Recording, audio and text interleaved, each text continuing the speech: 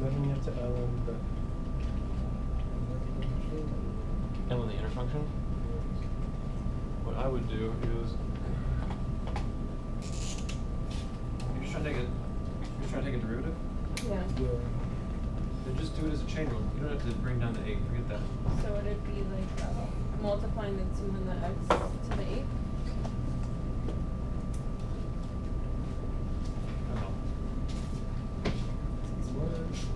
wait, Because what's we're that? doing Seven. It's a 7. Oh, It's a 7. I thought it was There's like an a not so apostrophe. jagged 7. Yeah. the derivative of ln is 1 over x. Right. 1 over the inside. Yeah. Times the inside.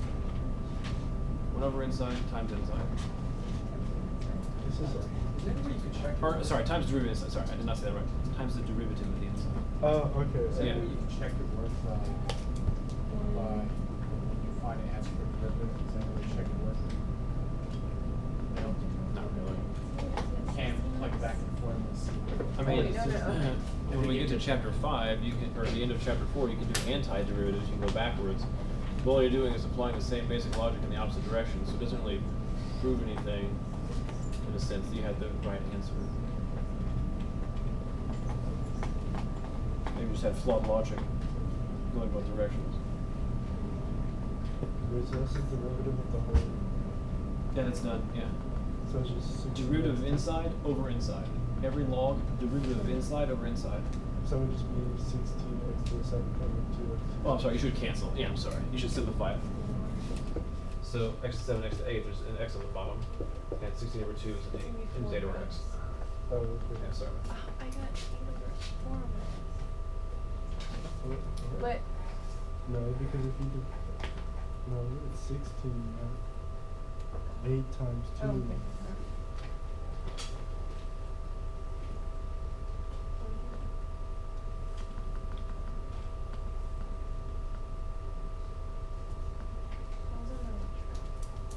You would have been this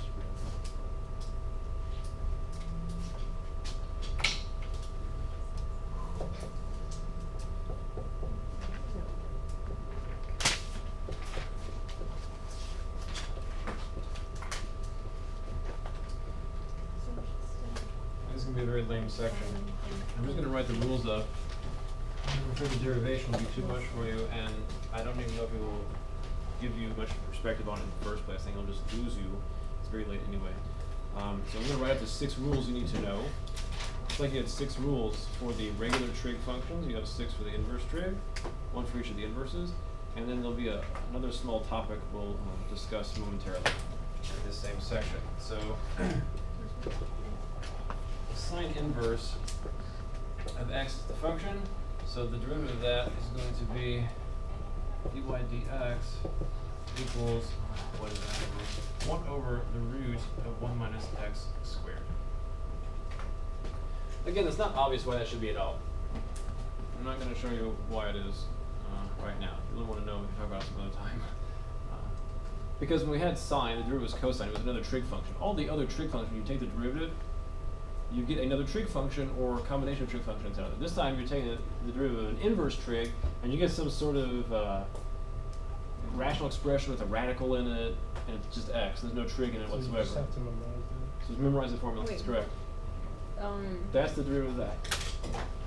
All right, I'll write it in a more concise way. I'll write like this. Let's write like this. d dx of that is 1 over the root of 1 minus x squared. Now there are a few caveats here. I'm just going to finish the list up and write it in a way which is easy to memorize. So d dx of, not cos, sorry, tan is the reason I'm writing it this way. Tan inverse x is the way it's expressed in the textbook. 1 over 1 plus x squared. There's no radical on this one.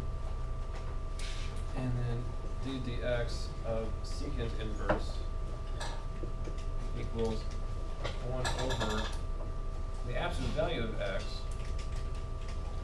and the root is x squared minus 1. Okay. I really use secant inverse. Pretty sure that's right. So there's no inverse. Yeah, that's right. No, there is. I'm writing these 3 on this side. I'm going to write the other 3 on this side for a reason. Okay. So now if we take the co of each one of these, right? we have sine inverse on the top. We're now going to take cosine inverse to its right. I didn't write it below. Usually you go sine, cos, tan, right, in a column, and that's the more logical way to approach these. But when it comes to the inverses and the derivatives, this is more logical, as you'll see in a second. So d dx of the co of the one we just had, so cos inverse, is going to be negative 1 over, it's all just negatives. The derivative of the inverse co of one of these is just negative these, okay, for each one. The negative of the other side?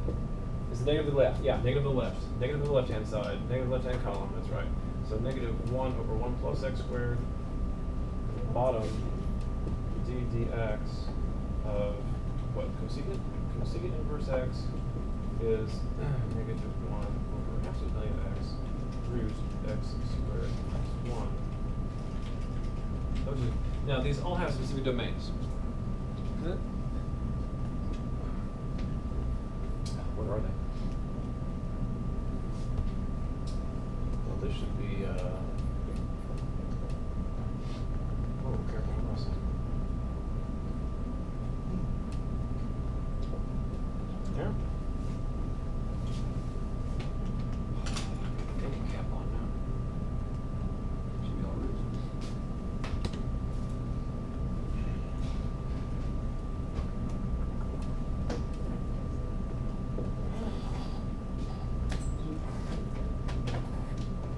And last one again.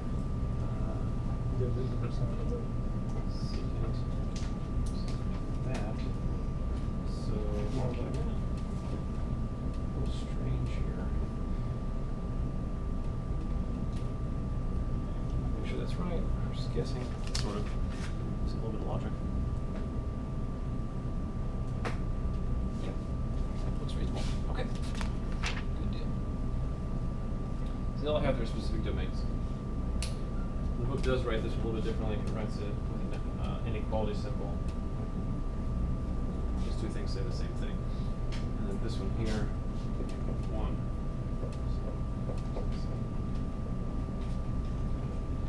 So really, negative 1 to 1 is an interval. All right, so there are the domains of applicability for each of these inverse trig functions and their derivatives. Okay. So the first two have a very narrow domain, like negative 1 to 1. And the next one, the tan inverse and cotan inverse, they extend across the entire plane. So it includes all real numbers for the domain.